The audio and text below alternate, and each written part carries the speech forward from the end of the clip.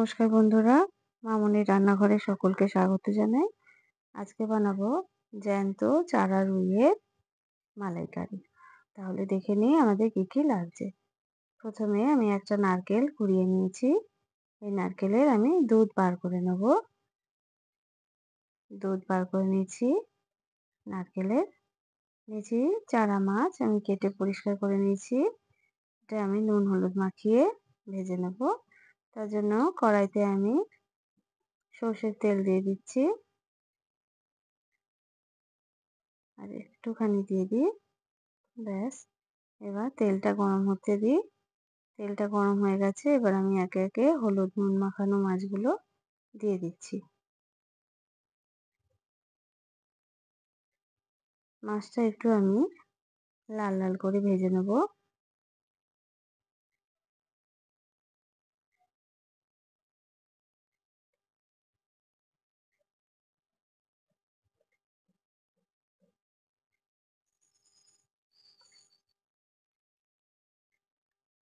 হয়ে গেছে, এবার আমি মাছগুলো একে একে তুলে নিচ্ছি।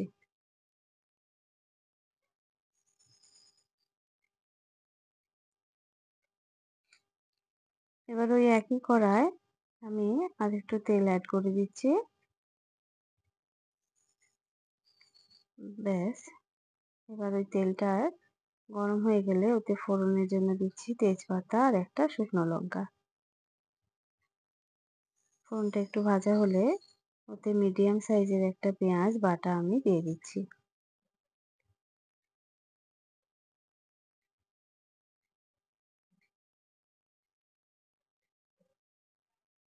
পেঁয়াজটাকে একটু ভালো করে ভেজে নিয়ে ওতে দিয়ে দিচ্ছি 1 চামচ আদা বাটা আর 1 চামচ রসুন বাটা। আদা রসুনের কাঁচা গন্ধ যাওয়া অবধি আমি এটাকে কষে নিচ্ছি।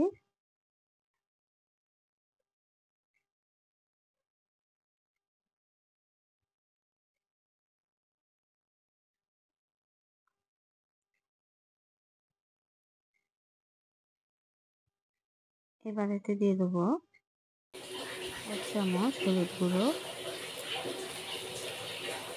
1 চামচ লঙ্কার গুঁড়ো। এবার মশলাটাকে আমি ভালো করে মিশিয়ে নিচ্ছি। মশলাটা যাতে না নিচে লেগে যায় তার জন্য আমি 1 চামচ মতো জল দিয়ে ভালো করে মশলাটাকে কষিয়ে নিচ্ছি। মশলাটা থেকে তেল ছেড়ে গেছে, এবার এতে দিয়ে দিচ্ছি স্বাদ মতন লবণ। লবণটাকেও মিশিয়ে নিয়ে নারকেলের দুধটা আমি দিয়ে দিচ্ছি।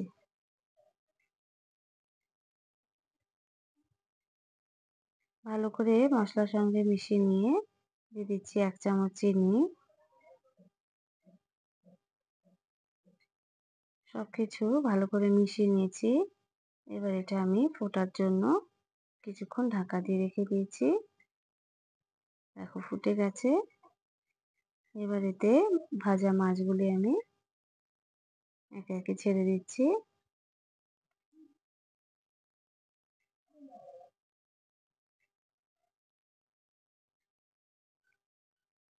এটা আবারও একটু আমি ঢাকা দিয়ে ফোটাতে দিচ্ছি। দেখো ফুটে গেছে। এবার আমি এতে বাটা গরম মশলা দিয়ে দিচ্ছি।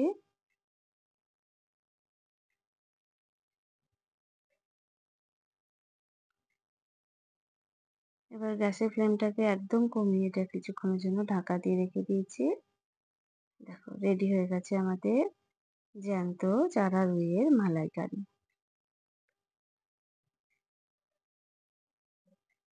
এবার সার্ভ করে দিচ্ছি। গরম গরম ভাতের সঙ্গে এই জ্যান্ত চারা রুইয়ের মালাইকারি খেতে খুবই অসাধারণ লাগে। আপনারা তো চিংড়ি মাছের মালাইকারি করে খেয়েছেন, এরকমভাবে জ্যান্ত চারা রুইয়ের মালাইকারি করে খাবেন, অসাধারণ লাগবে। আপনারা বাড়িতে এরকম করে বানিয়ে খেয়ে দেখে আমাকে কমেন্ট করে জানাবেন। কেমন হয়েছে। ধন্যবাদ।